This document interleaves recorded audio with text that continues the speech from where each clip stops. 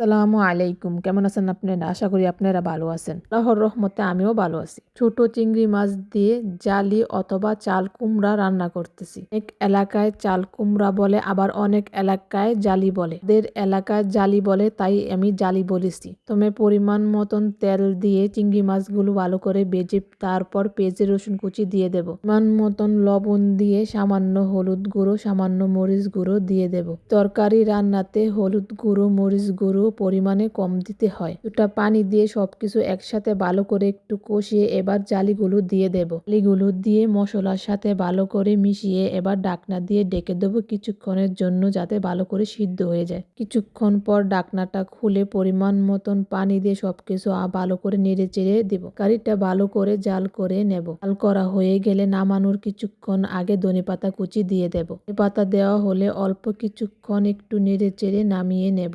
এই সেই চাল কুমড়া, যা আমাদের এলাকায় জালি নামে পরিচিত। কে কে চিনেন এই তরকারিটা কি কি নামে বলেন?